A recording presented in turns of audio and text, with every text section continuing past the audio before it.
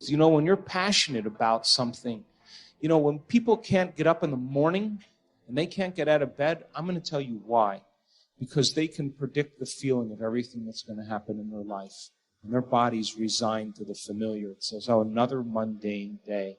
But remember when you were a kid and you were going on a field trip? What happened then? You were up and dressed and ready to go before your parents were up. You know why? Because you knew something unexpected was going to happen.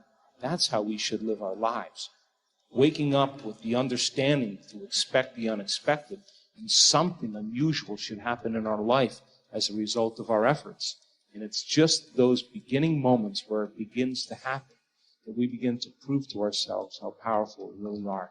So take time in the morning and the evening and the rest of the day, check in with yourself at certain times to see if you're still in that energy.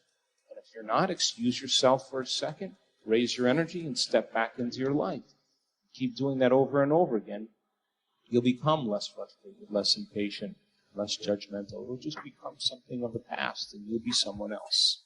By the way, it's very interesting because that bewitching hour between 1 and 4 in the morning is when melatonin levels are at their height.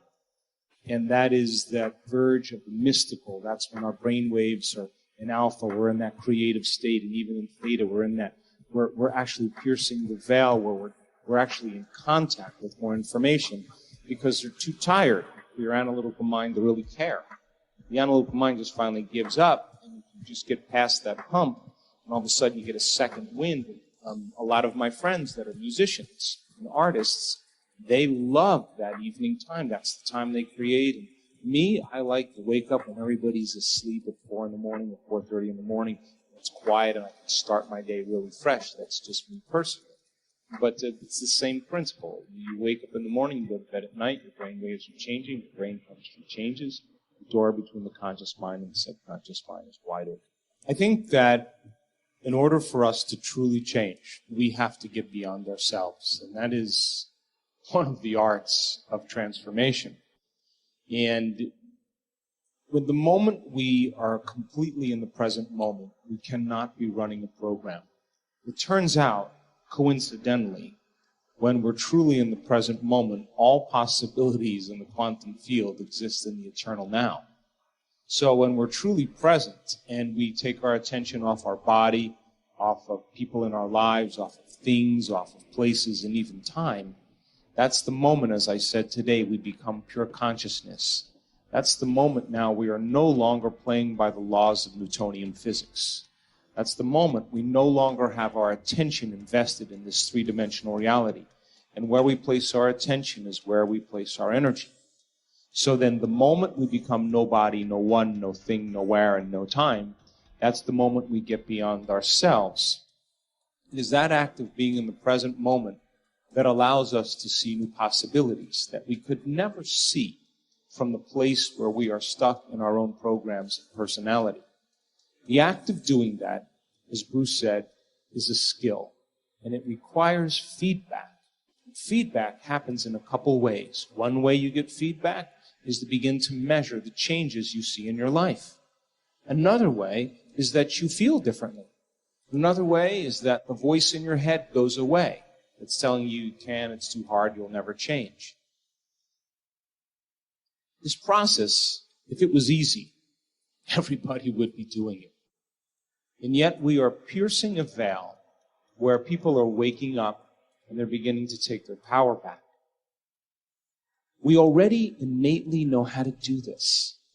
All we have to do is keep practicing until we start seeing those wonderful, wonderful feedback mechanisms happening in our life. The moment you start seeing those changes taking place in your life, you are going to pay attention to what you did to cause it. The moment you pay attention to the cause of that action, you're no longer thinking that it's something out there that did it. You're beginning to realize it's what you did inside of you to produce it. That's when we begin to take our power back. So, making the act of getting beyond ourselves, finding the present moment, people unfolding into this unified field, that field of information, just because you can't see it, doesn't mean it doesn't exist. It actually is, the only way you can experience it is not with your senses, but with your awareness. And so then as you begin to put more and more attention on it, what you place your attention on expands. You begin to notice more of it, and you begin to feel more connected to it, and you start feeling more whole. And the side effect of that then is you feel less separate from your dreams. And if you feel less separate from your dreams, and you get up feeling gratitude, and you feel in love with life and a joy for existence, you would never wonder when it was going to happen. You feel like it already happened. And then all your job then is to not try to analyze and think about when it's going to happen, because the moment you do that, you return back to the old self. The new self would never think that way. So then it's a practice. And just like practicing a golf swing, or practicing a guitar, or practicing complaining, you just get good at it after a while. But the same mechanisms work in the same way. And so then as we begin to change the way we think and feel on a daily basis, the hardest part about all of this is that mindfulness, is that metacognition. It's the act of thinking about what you've been thinking about. And the more conscious you become of your unconscious thoughts, your automatic behaviors, and your conditioned emotional responses, the more aware and conscious you become of them, the less unconscious you go in your life. But most people don't like to feel that discomfort. They'd rather turn on the TV. They'd rather surf the internet. They'd rather get on the phone or text because it distracts them from that feeling. But the question is, you could do it now or you can do it later.